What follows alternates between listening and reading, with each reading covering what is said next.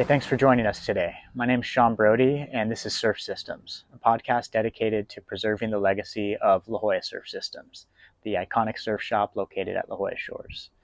Today, we had a chance to chat with Tim Bessel and learn about how he was the first shaper to have his boards featured in the shop in the early days, how he came to work with Andy Warhol and the Andy Warhol Foundation, and how he shaped for lots of surfing legends like John Roseman of Tavarua Island. Stick around and enjoy the episode, where every surfer, every shaper, and every shop has a story. Well, Sean Brody here with Tim Bessel, and thanks for taking your time on your weekend before you head off to Tahiti. And we're here to talk story.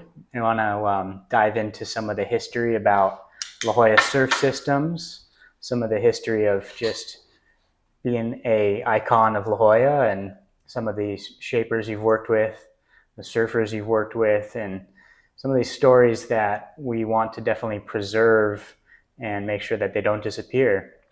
Well, thank you. Yeah, thanks for being, available to me. Well, thanks for coming to the shop. Really stoked that we have this opportunity to talk story. Yeah, so I think, one of the places I'd like to start is obviously with the La Jolla Surf Systems piece. Yeah. I know that you were one of the first shapers to have boards in La Jolla Surf Systems back in its early days. And I know you were featured in the iconic Proof is in the Pudding ad shot by Art Brewer. Yep. With several other legends. Yep. And why don't we start there? If you could tell me how you got involved with La Jolla Surf Systems. Yeah. And well, I've known Jeff Junkins pretty much my whole life. My mom and his mom were friends.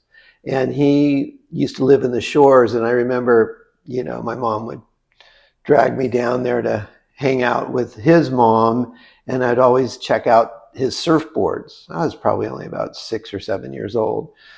So I grew up with surfboards in my life and always fascinated.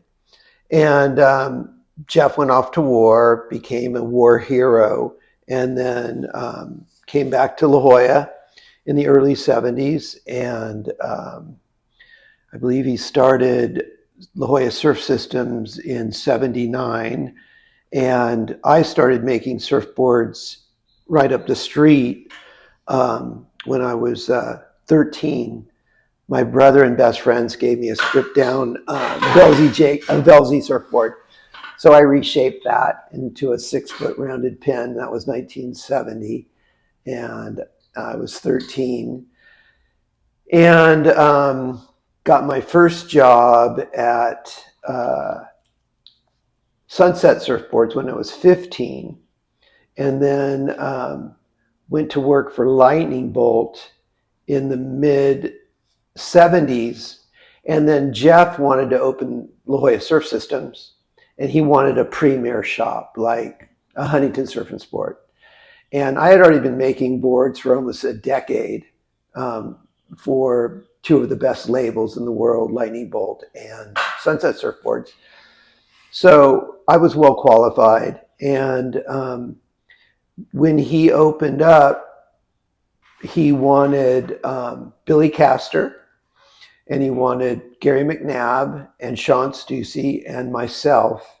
And we were the first boards that he ordered. And, he was very generous. He wasn't tight with his money. And he would buy the boards, and he'd buy a lot of them.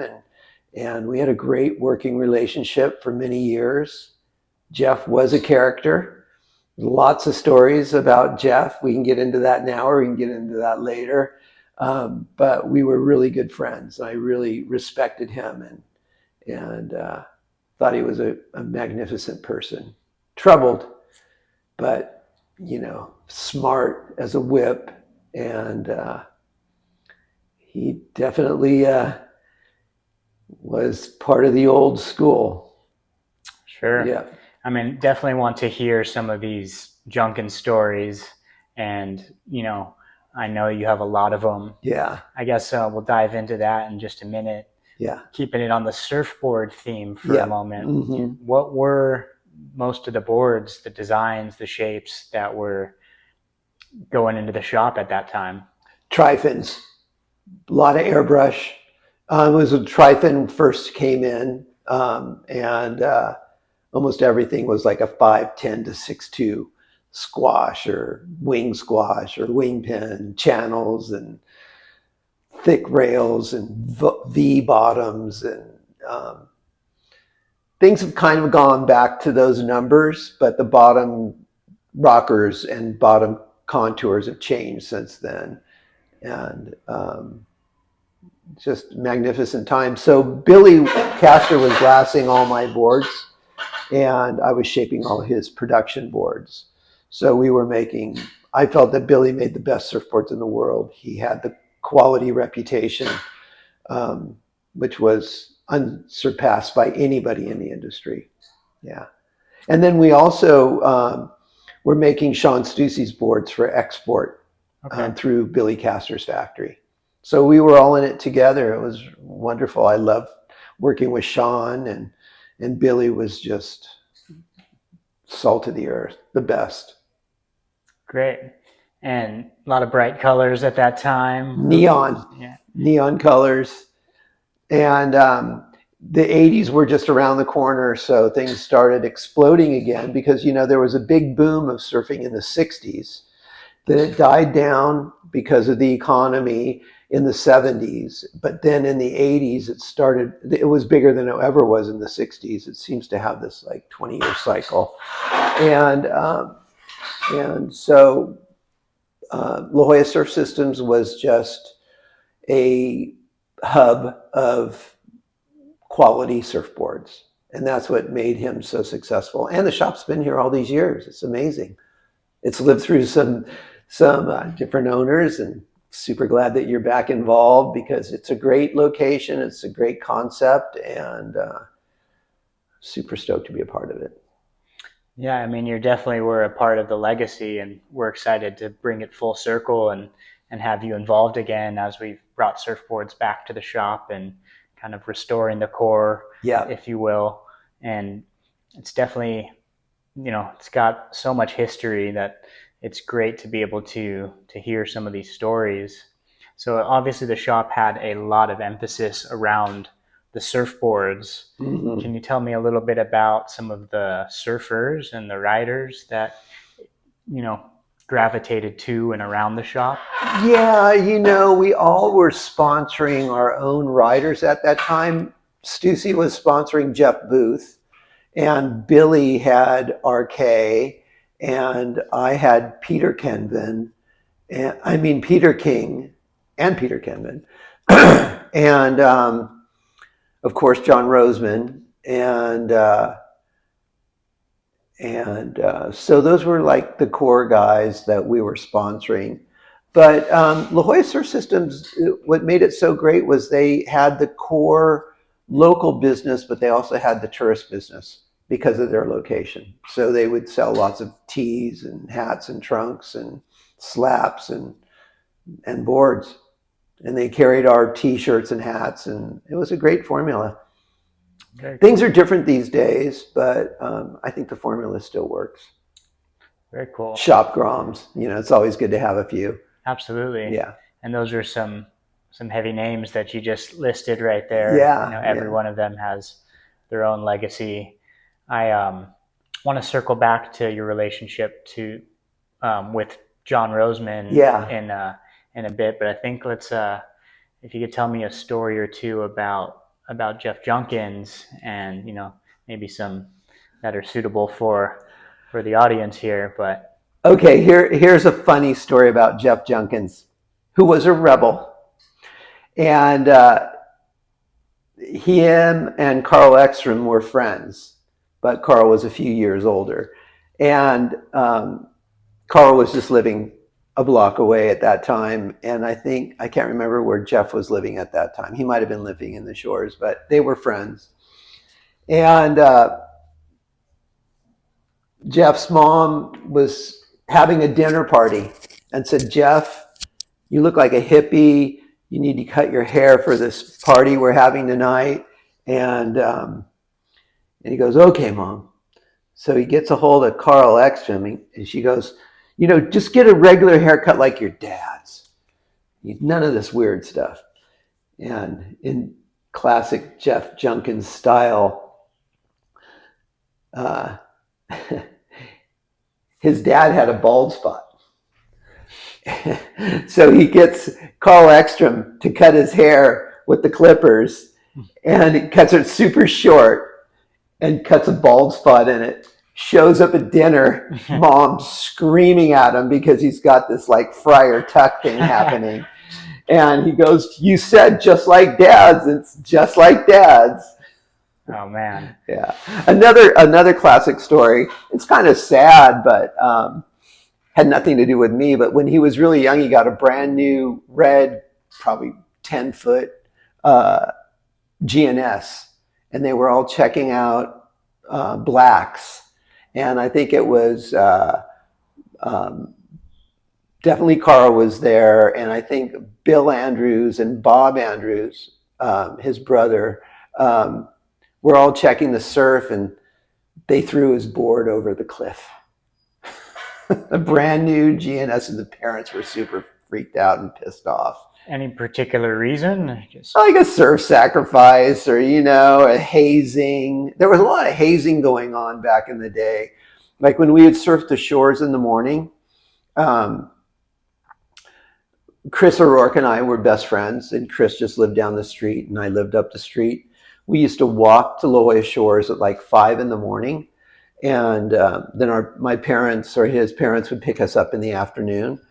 That was like a daily occurrence in the summer, and they didn't like the Wind and Sea guys, the Shores guys, and we would go to Jeff's Burgers, and back then it was a Speedy Mart. And so we left our boards down by the fire rings, and Chris had attitude at 14, so or he might have been 12 at that time, and they didn't like Chris, so they threw his board into the fire pit. It was called the Purple Prune, and so that was another story about Chris. And they would throw us in like trash cans, and they would wax the bottom of our boards, and they would put Vaseline on the top of the boards, and things were different back then. And was that reciprocal when the Shores guys came to the reefs? And they never came to the reefs. Only a handful of them ever migrated over from the shores to Wind and Sea, and that's why they were so bitter, because anybody could surf the shores. It's a public beach. There's a parking lot. Right. They come from East County, they come from North County, they come from South County, and they come from Wind and Sea. So there's always been this tension between La Jolla Shores and Wind and Sea, and it's still there today. Yeah, a little bit. Yeah, And so, I mean, that's a funny story about Carl Ekstrom giving haircuts. Yeah. Was it asymmetrical? I don't know. Probably. It was not well received. Well, that's good stuff. And so I know that area right there where La Jolla Surf Systems is the same location that it's always been. Yeah. You mentioned that some people lived nearby and close by, and I want to get into a little bit about your Andy Warhol stories and how you have this amazing collaboration with the Andy Warhol Foundation, and you build these beautiful boards that are fundraising pieces that have helped raise lots of money for a great cause around the world. And you were letting me know that Andy Warhol used to have a little spot right across the street from Surf Systems. Yes, back in the that was the late 60s, 1968, there was 2 red bungalows right across the street from La Jolla Surf Systems. And then Carl Ekstrom's shop was where Bella Romantica is. Is that what it's called? Osteria Romantica? Yeah. So that was Carl Ekstrom's shop. So there was the Speedy Mart, there was Carl Ekstrom's shop, and then there was these 2 or 3 red craftsman style bungalows that Warhol had rented out before he moved down the street, down on Vista Del Mar, which is right at Little Point. So he lived both places, and he bought a couple Carl Ekstrom boards for the movie. And So my friend Ben Blank told me about this website called Fab. This was almost 15 years ago. And it was like one of the first online places to shop for cool stuff, designer stuff. And he's saying, Tim, let's sell boards on this website. And I kept looking at it for like a year. I'm going, man, I'm just not seeing it. And then he kept bugging me. And then one day I went on and I saw these Andy Warhol skateboards. And my son-in-law, Danny Wallace, is in the skate industry. So I called up Danny. I said, what's going on with these Warhol skateboards? And he goes, oh, friends of mine, Alien Workshop, give them a call. Here's their number. So I gave them a call and they basically hung up the phone on me. So I got pissed off and I just Googled Andy Warhol Foundation. And I gave him a call. And I had been a licensee and a licensor. So those are other stories to tell, but I know the game from both sides. And so I called him up. I said, look, I'm interested in the license for Andy Warhol's surfboards. And I know that Andy lived in La Jolla and he made the movie, and the movie got shelved for 40 years because when Andy left La Jolla that summer, he got shot and then the movie got canned. But it was getting released for the first time in 2012. What movie was it? San Diego Surf. And so I had that tie-in with La Jolla and Carl Ekstrom and Andy Warhol. So in 1987, my friend John Batanti and Gary Binko invited me to go to New York City. And a couple of weeks before I went to New York, I saw Carl. We were hanging out at the beach, and I told him I was going to New York. And he goes, oh, well, if you see Andy, tell him I said hi. And I go, yeah, like that's going to happen. And lo and behold, Gary Binko's brother was the head of marketing for the Playboy Club, and they were opening up a new Playboy Club in Midtown. So we got invited to the opening, just a bunch of surf kids, going to this big deal. And we walk in, we get dropped off in a Silver Cloud Rolls Royce, and we're just totally fish out of water. And walk in, and there's Hugh Hefner and his wife Barbie Benton, and there's all these celebrities and actors and musicians, and there's Andy Warhol standing with 4 beautiful models all by himself. And my boys go, well, there's Andy. You always wanted to meet him, and go meet him. And I'm going, no, I'm too shy. I'm not going to be that guy. They go, we dare you. So on a dare, I walked up to Andy Warhol, and I said, hi, Andy. My name's Tim Bessel, and we have a mutual friend, Carl Ekstrom. He told me to tell you hello if I ran into you. And I handed him a business card, and it was handmade. And he goes, wow, cool card. And we talked about Carl and the surfboards, and he still had them in the factory. And I got invited to Interview Magazine and the factory a couple days later. And that played a big role in me getting the license, because after introducing myself and the movie being released and getting the license applying for the license for the surfboards, they go, why should we give you this license? And I go, well, I met Andy Warhol, and twice actually, and none of these people at the foundation had ever met him because they were too young.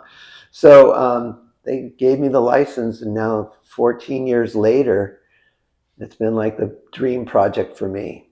And all the royalty money I give the foundation goes to art charities. I believe they've raised over $1 billion to support the arts around the world. So it's a good, feel-good thing. That's pretty incredible. Yeah. I mean, so not only are these boards works of art amongst themselves, but to be able to pay it forward and encourage people from all walks of life to have access to art. And is it art classes, art supplies? It's a multitude of things that they do. Yeah.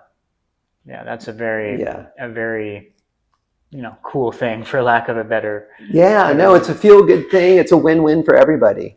And my concept was I wanted my best work with the best art. So I picked, the first series was Andy's Quiver. It was a 5/6 fish, a 6/6 asymmetrical high-performance board in honor of Carl Ekstrom. And then we did a 7/6 fun board and an 8/6 gun and 9/6 longboard with the dance steps. So it was a big hit. Kind of like the one outside? Yeah, exactly. Yeah. Beautiful. Yeah, so they all tied together, and then there was the Last Supper on the 5/6 fish. Oh. So awesome. And then the skull on the high performance board, because skulls were big in the surf industry. Still are. Yeah, they haven't gone away. And did Andy surf himself? No, but he loves surfboards and he loves surfing, and he actually has 2 quotes. Don't pin me down exactly, but one of the quotes is that I came out of the womb on a surfboard. That's one famous quote. And the other famous quote is, if there's a new way of living and surfing is it, then that's what I'll do till I die, or something like that. But so he loves surfing. Yeah. It's pretty powerful quotes from somebody who didn't surf. Exactly. Grew up in Pittsburgh. Wow. Yeah. I mean, I'm sure you got a lot more stories along those lines, and maybe we can revisit at some point. But, definitely. For purposes of keeping things moving along, I know there's so many things we could chat about. Yeah. But you do artwork yourself. Yeah. Can you tell me a little bit about that? Well, my mom's an artist. She was a painter and an illustrator, and I grew up next to her making art my whole life, and basically wanted just to do art. But I fell into surfboard making at a very young age, and it was definitely something that came very easy for me. My grandfather, David Duffy, was a aerospace engineer for Boeing, so he really helped me, define quality and strive for excellence, and never perfection, but excellence, because perfection it's a concept that can't be achieved. But you can have standards, and he taught me that. And he taught me, whatever you do, just do it the best that you can, and then everything will fall into place. I love that. Yeah. And you can see it in your work. Well, thank you. And so some of this artwork you have around your showroom here, is this mixed media? I see you've got, a lot of mixed media. In college, I studied at San Diego State, and I did surfboard art back then, actually, before it was even a thing, I think. I took a couple blanks and cut them up and put them on, mounted them on a board. And actually, Surfer Magazine did a piece on me back in the 80s, I guess, and about surfboard art. And I didn't think at that time that it would ever turn into anything, Sure. So, but surfboards are art, and surfing is art also. You're dancing with waves. It's like the most creative form of art that you can have in relationship to planet Earth. I mean, it's surfing in and of itself is the most magnificent lifestyle that you could ever have. There's nothing better than riding a wave. I agree with that. Yeah. This idea of trying to triangulate Earth's energy and look at the variables and the conditions and say, these waves are coming and I'm going to be here when they get there, and exactly. I'm going to be inside of the wave or on the wave. Like it's pretty wild. And you have to flow with nature. Like we've done it our lives, so we know that the perfect conditions for wherever the spot is, and we are trying to hone down the perfect time to go out. Like I'm waiting for low tide to come in, and the winds are right and the swell's right, and the crowd might be right. We'll try to get a few waves after this. Exactly. But I often say that as surfers, we're a bit kind of inherently crazy in the sense that, if I said, hey, told my wife, I'm going to go skateboard or go play basketball, or, you're skateboarding for how many hours, or you're playing basketball, but surfing, we live for these fleeting moments where if I'm gone for 4 hours, I might have been on my feet, how many seconds? And it's so rewarding because those variables have to come together that the game of cat and mouse and the chase makes those fleeting moments so valuable. I heard this quote not too long ago, and it said, surfers spend hours chasing seconds. That's true. Yeah. That's a good way. That's a more eloquent way to put what I was trying to. Or we spend years chasing seconds. Yeah. But in those terms, it's like, it's very hard to find other pastimes or hobbies or sports where it's, there's such fleeting moments that we're after. But that's part of the glory, I guess. And, I think, so surfing has been a really big part of my life, my whole life. I started surfing when I was 8 or 9 years old, but the equipment was not user-friendly. I was probably weighing 50 to 60 pounds, and the boards were minimum 40 pounds. My first surfboard that I bought, I was 9 years old, and there was a surf shop in Bird Rock called Surf Scene 1. And I found the cheapest board. It was a 10.6 Velzy Jacobs, and it was probably made in the 50s, and it had these rails that were super round. It was light blue opaque with maybe a 2-inch redwood stringer. And it was $40, and I had saved up all my money. I think I had one $5 bill, and the rest were pennies and quarters and dollars. And I walked down there from my house here at Wind and Sea, and in a Folgers can. And I walk up to the counter. I have a photo of the shop at some point. I'll show you. Oh. And put it on the counter and said, I want that board. And they didn't even count the money, it's just all change. And then they called up my mom, and she had a station wagon, and she drove down and picked me up. And that was my first surfboard. And then we surfed for a few years, but it was really hard. It was really challenging because the boards were just so big and heavy. So I got really into go-karting.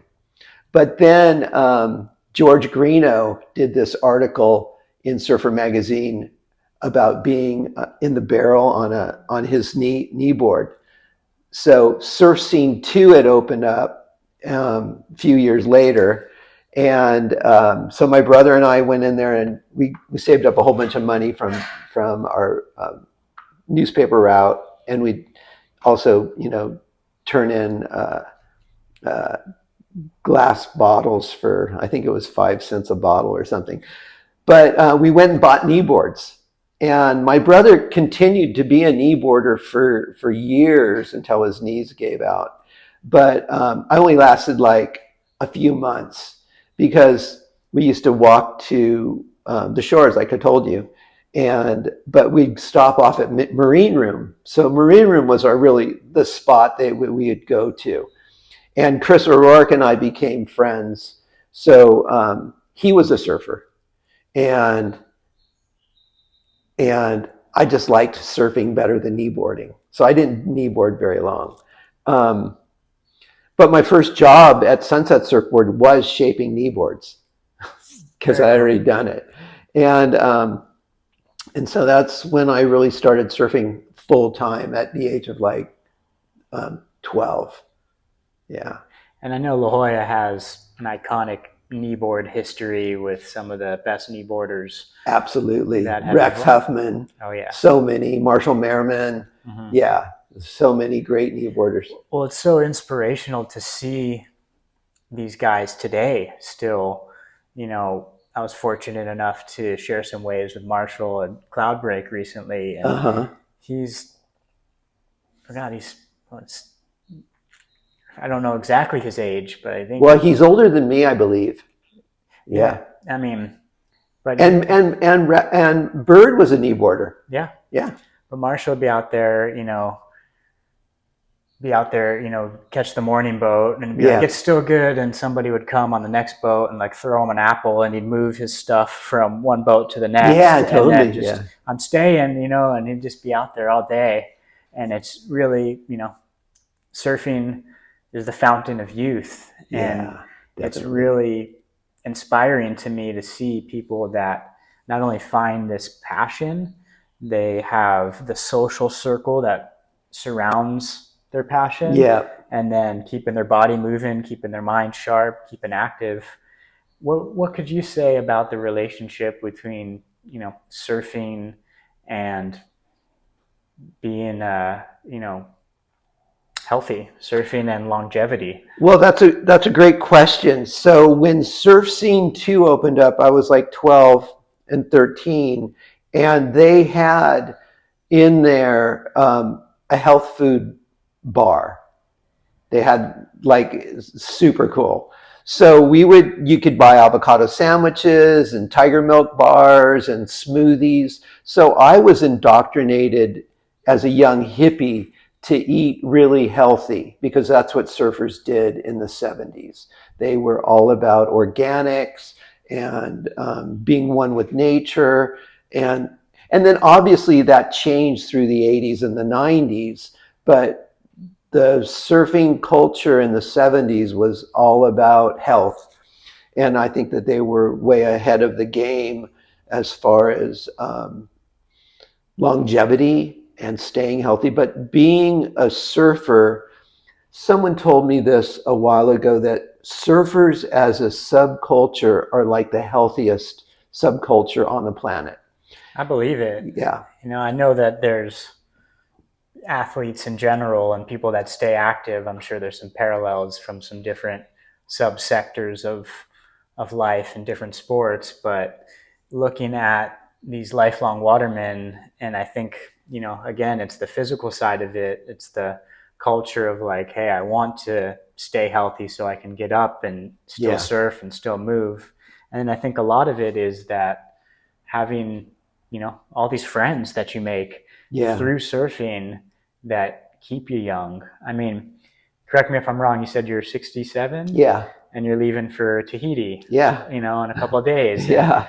It's really inspiring to see, again, how the fountain of youth keeps I'm amazed because a lot of my friends and a lot of my clientele, they've aged out of it. And, the future is always the youth. But I feel totally blessed that I can still surf, and so I've been addicted to surfing my whole life. And that's how I probably got into making surfboards, was to pay for my surfing addiction.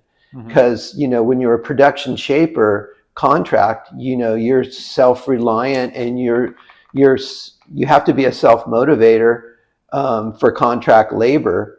And so there was years of my life that I would go to work, at sunset and work for several hours, or wake up at 4 a.m. and shape before I'd go surfing. But I wasn't really working during the day. I was usually, hanging out with my friends, Chris and O-Star and all these other clowns, and we just surf all the time.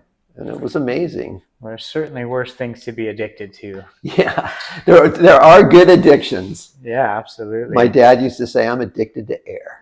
Well, that's a good one as well. Yeah. Well, let's someone else who's incredibly inspirational, in my opinion, is John Roseman. Yeah. And I like to say he's the world's greatest host.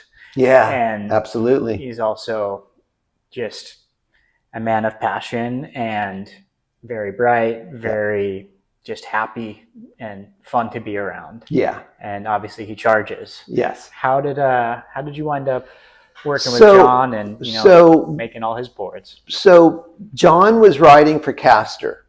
Well, he was riding Castor's boards. And back when he was like young, he had gotten a few Castors. but I'd been making him boards since he was 14. So Billy died, and so I basically took over making John's boards. So I've been making his boards pretty much his whole life. And like you said, he's the world's greatest host, but the world's most tubed man. Absolutely. And that guy can ride the barrel like nobody. He's just phenomenal. I can't say enough good things about John. He's like my little brother. Yeah, I mean, like I think I've been to Tavarua at least 30 times. Wow. I probably spent at least a year of my life there just surfing. Well, that's a good good tally. Yeah, it's been a great partnership. Absolutely. I've been fortunate to be out there a couple of times. Yeah. And, last time I got to share some waves with him, and that was for me a kind of lifetime achievement. Yeah. Just get to surf the spot with the guy. Yeah. And have a few. And he'll call you into the right wave. Yeah, and then you have to go. Yeah, exactly. Exactly. But it's so cool watching him out there, and obviously he has that unique leash on the front foot. Yeah, I still don't know anything about that. Well, I've heard him speak to it, and he says it's so that when he's in the barrel, if he needs to kick his board away, he can get it farther away from him by kicking it forward. That's at least what I've heard. Don't quote me on that. Yeah. But I often wondered about that until I think I heard that, heard him speaking about that. So what's his go-to boards you're making for him? Well, I just made him a 6'1" swallowtail. He has his own couple models that he has. But for years, man, it was just pintails. Mm-hmm. But now he's into swallowtails. Got it. Yeah, but he still likes pintails. And always red, right? No, we've gone through different phases, but red was probably it for a good 20 years. Now we've got like red to orange to yellow fades. And one of his favorite boards is a light blue tint that I actually just worked on yesterday with the waxless. So I gave him a waxless blue deck on it. Right. Yeah. And so I was going to ask you about that. Yeah. You've been kind of pioneering this waxless surfboard technology, if you will, where, you said, I've been working on it for 20 years. And so if you want to speak to that for... so I've always had, before Billy Castor died, we were going to start an accessories business. So we had kind of designed a nose guard before nose guard did, and we were working on that. And a new fin system similar to FCS, but it wasn't quite the same. But then Billy passed, and so, shelved all that just to make surfboards. And I hate wax. But there is something wonderful about wax. So when I first started surfing, there was only paraffin, and it's really hard to work with. So it was so hard that we would actually melt it and then drip it onto the surfboard. So that was kind of a standard way of putting wax on the boards.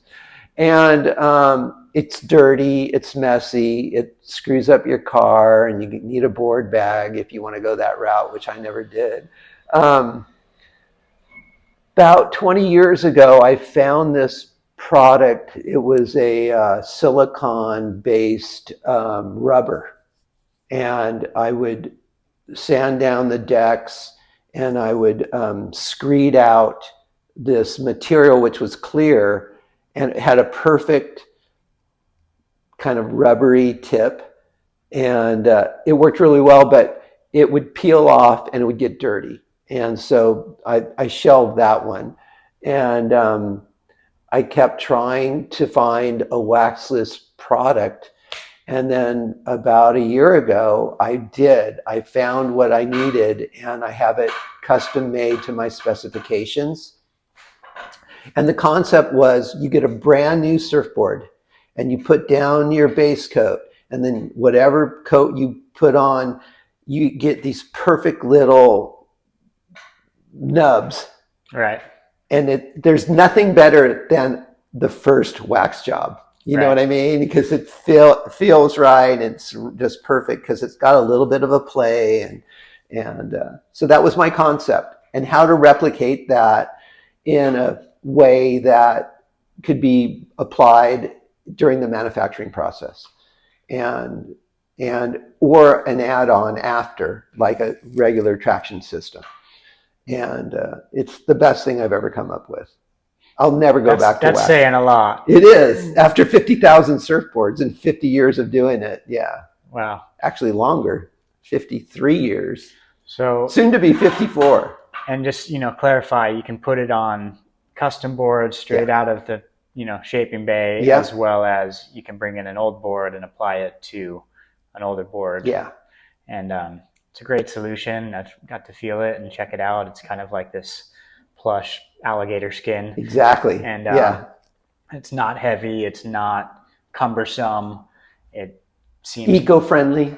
That's important. Yeah. It seems nice and soft too, where it's not going to tear you up. I know surfing in California, and when I travel to someplace warm or tropical, I'm getting out of the wetsuit, and then I've got these kind of baby skin knees, and it takes me a few sessions to build up a callus or rip a hole. Wax will do that to you also. Totally. Yeah. So you can totally get a rash with wax, and we used to a lot actually when we were trunking it. This material is very user-friendly. It has cushion. It keeps your car clean. It's great for the reefs because petroleum products are not good for the reefs.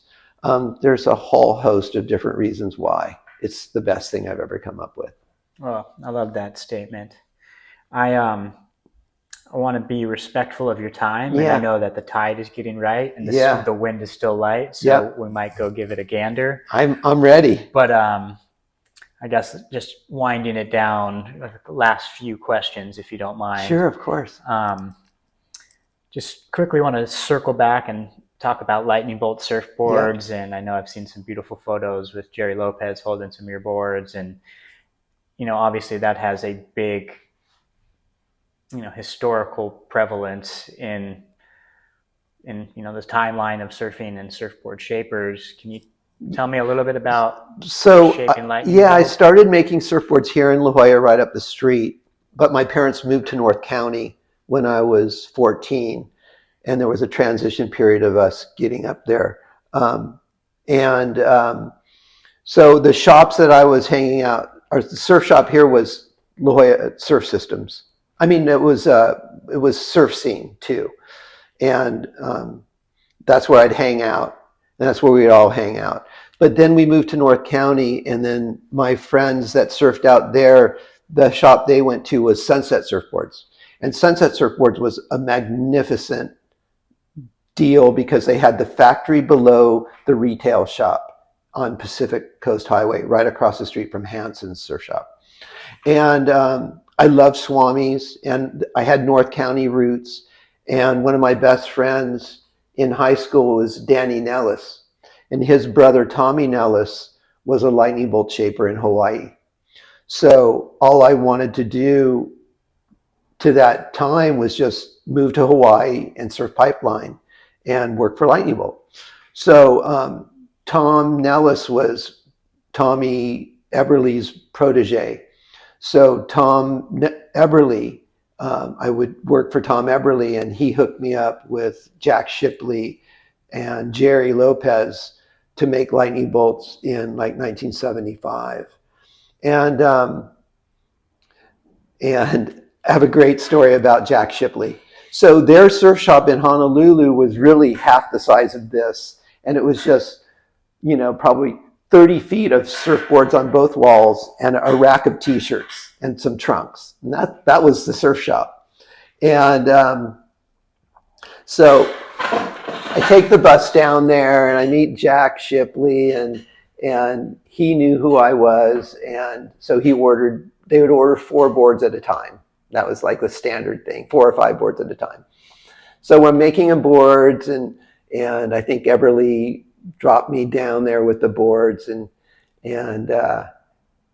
Jack goes to me, "Do you want to see a secret of retail?"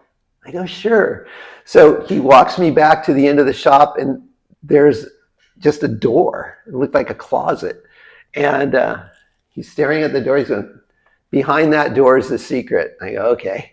So he opens the door, and inside is like 50 surfboards in this closet all stacked up. He's going, what we do is we rotate boards out every day so that when somebody comes in the shop, they see it's gone. And this is when everything was like a 6'10" to 8-foot pintail, with a glass on fin and a lightning bolt and different colors and all glossed and polished. And so that was the secret of retail, was, rotating stock. That scarcity. Yeah, exactly. Buy now. And so I made lightning bolts in California on my own until Tom Eberly came in the mid 80s and started Lightning Bolt North County and what was called West Coast Glassing. And he had the license for Lightning Bolt. So Bob Hurley and I were the production shapers for Lightning Bolt back at that time. So, Bob Hurley and I have been friends all these years, and it was a great opportunity. Oh, certainly. Yeah. Certainly a historic mark on the timeline there. And then, so I was thinking about this earlier, that when I first went to Hawaii, I really wanted to surf pipeline. That was really the goal. And I remember the very first time I surfed pipeline, it was October. It was in October, early season, when there was tons of sand. I just wanted to see what the reef was all about. So I'd go out on like 4-foot days and just look at the reef and see what's happening. And then I surfed it a lot, 4 to 8 foot. And then there was a big swell later in the season. And I'm living at Sunset Point and just jonesing. I wake up at 5 in the morning and start stretching, because now it's like third reef. And it hadn't been that big. It was like the first real swell.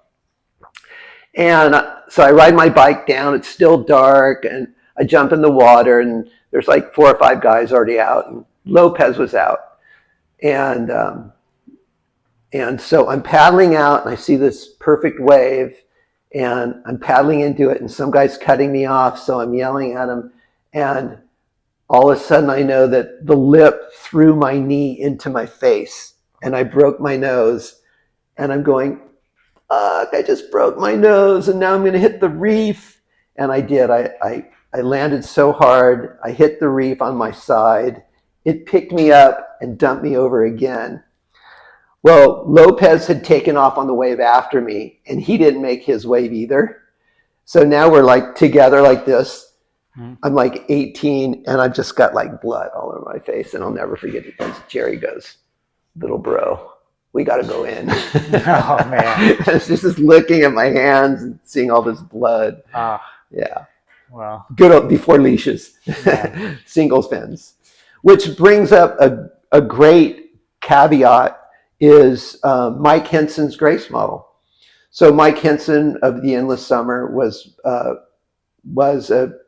a big influence on my life. He lived a few blocks away. And I totally idolized Mike because he was a great shaper and a great surfer, and he had it all. And he invented this board he was the father of the minigun. And he made boards for Lopez before he really started shaping, with this down rail modern design, which everybody copied. And Lopez was a big promoter of the down rail modern surfboard, which all came from the Grace, which was designed here in La Jolla. That's very cool. Yeah. And that's why we're, so proud with your deep roots in surf history and your deep connection to La Jolla Surf Systems. Yeah. To be able to say that you can order Bessel surfboards at La Jolla Surf Systems again, and we'll be proud to carry that torch forward. Yeah, it's going to be fantastic. So I guess wrapping it up here, if there's anything you could say, I got 2 final questions here. If there's anything you could say just about the importance of shops like La Jolla Surf Systems, and not just La Jolla Surf Systems itself, but the role that small local surf shops play in a beach community. Absolutely. Well, the sole owner small surf shops are the foundation of the lifestyle, and keeping your dollars local, voting with your dollars. People don't realize that Asian made surfboards, which dominates the world market, um, are all made with unfair labor costs. And buying local is like the most important thing you can do to support the industry. Buy it from your surf shop so that they can make their margins. Buying it from a local surf shop so they can support their shapers and other board builders is just vital. It really is. And buying custom, people don't realize that they all want to be like Kelly Slater or whoever the flavor of the month is. But all those guys, the top 40, they all have custom surfboards. They don't ever get a board off the rack. And the boards off the rack that promotes their brand is not what they're riding. They're riding surfboards that are made specifically for themselves by qualified shapers. And if you can buy custom, if you have the opportunity, then do it, because you're only going to get a better surfboard. That's the bottom line. They're no more expensive, and you're going to get a great product built for you by a qualified shaper. So buy custom. That's a beautiful thing. Be like the pro. All right. So lastly, yeah. You've said to me in the past, and I don't want to butcher your quote here, but I really, it stuck with me, and I think it's worth sharing with everyone else. Okay. You said something to the tune of follow your heart and lead with your mind. Yeah, follow your heart and let your mind lead the way. Yeah, and so can you Well, what that means is, to me, you have a passion for something, you have your heart that you just are driven for, but you have to be smart about it. And you got to do the research, you got to experiment, you got to question, and you just got to let your mind figure out how to do it. For me, I was fortunate enough to receive a great present on my 13th birthday, which was a block of foam. And then it was I just loved shaping. I just am a sculptor by nature. And then I learned how to glass it, and then I sold it and I made money. That's, figuring out how to monetize something is half the battle. And you gotta first do it. You have to plant the seed. Then you have to nurture it and water it and take care of it. And then you have to, harvest it, and then you get paid. That's how it all works. And, I just got off the phone with Ed Wright, that was the owner of Sunset. And I thanked him for giving me my golden opportunity to work at Sunset Surfboards. And he goes, Tim, you were a self-starter. And so, that said a lot. That's why he hired me. And I loved working there. They were the best company. Yeah. So follow your heart, let your mind lead the way, and it's all going to work out. Well, beautiful. Well, I really appreciate all your time, all your insight, all your influence, and all your stories. Well, thank you. And I got plenty more. I know, I was going to say, I'm sure we could revisit this for another episode. Absolutely. And another chapter, and just can't thank you enough. So thank you. Let's go get some waves. All right, my friend. All right. Take care. Thank you.